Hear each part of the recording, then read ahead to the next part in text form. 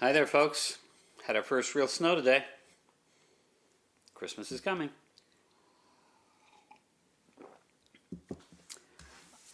Lately, I've been trying to get away from talking about gear. I've been talking about taking pictures. I've been talking about all sorts of things like that. However, I get a lot of questions lately from friends and acquaintances who are trying to consider, trying to look at a mirrorless camera system. Why, you may ask?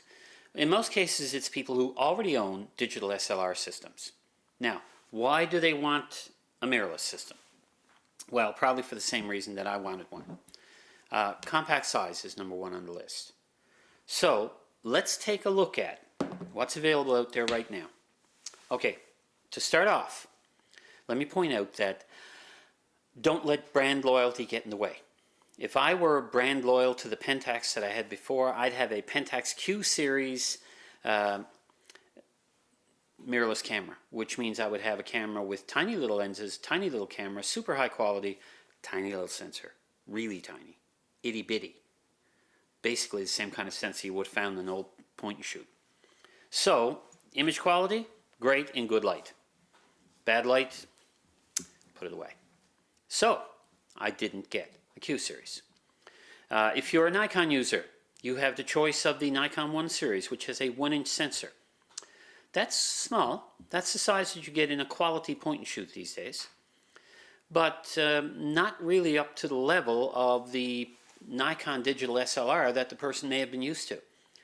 So unless you need a waterproof camera, because they do have a completely waterproof camera and lens combination that is quite useful, unless you're into that, you really probably are better off looking somewhere else.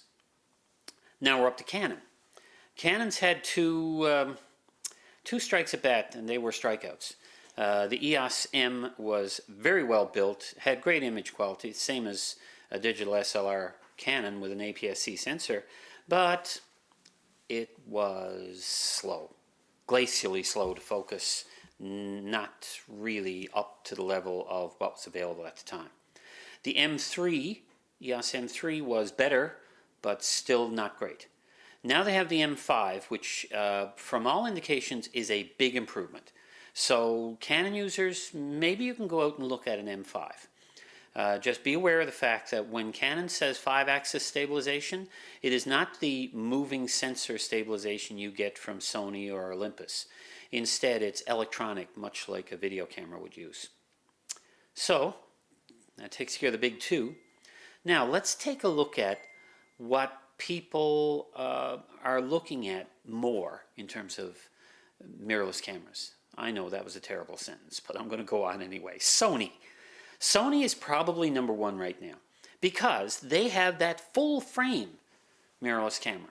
The only other mirrorless camera that you would call full frame, as in 24 by 36 millimeter sensor size, would be a Leica, which will run you megabucks and really a step backwards technologically because Leica is still manual focus. So you've got Sony with their full frame A7 series cameras. One of them, the A7S II, is basically designed mainly for video, but still takes good still pictures, but at lower resolution. So they're excellent cameras, small bodies, 2 negatives, battery life is abysmal, and some people say that if you're shooting 4K video with them, they will overheat eventually. But unless you are planning on shooting very long video clips, I don't think I'd let that worry me. They also have the Alpha 6500, which is an APS-C model. It has smaller lenses available. The larger lenses used with the Alpha 7 will also work on that camera, of course.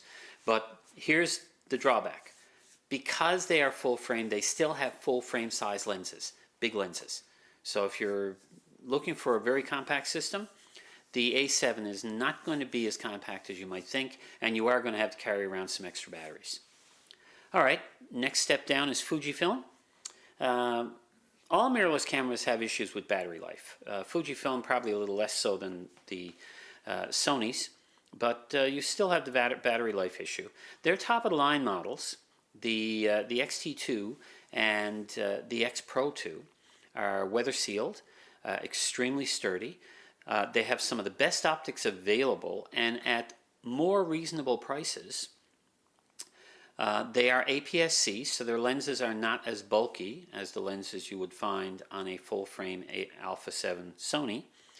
And overall, they have an excellent system that appeals to older photographers because they have a shutter speed dial and an aperture ring on most of their lenses and all their camera bodies except their lowest end introductory models, which lose a lot of features. Finally, micro four thirds. That's a 4/3 sensor. That means 4/3 of an inch across, which means that it is bigger than the 1-inch sensor in the Nikon, but smaller than APS-C. Now, where does that leave you? Olympus and Panasonic. Panasonic used to be image stabilization in the lenses, none in the body. But now they have models with it in the body. Olympus used to be image stabilization in the body, not in the lenses. But now they have image stabilization in some of their lenses. So that's no longer an issue. They are the most mature mirrorless system because they've been around the longest. They have the greatest selection of lenses.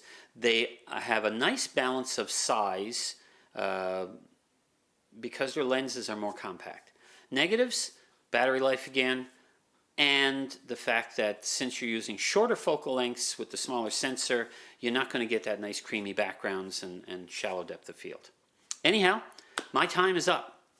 If you have any questions, leave them in the comments below. Meanwhile, if you like this, click like. If you want to see more, click subscribe. And if you think somebody else is going to get some value out of this, then share. And I'm going to finish my coffee.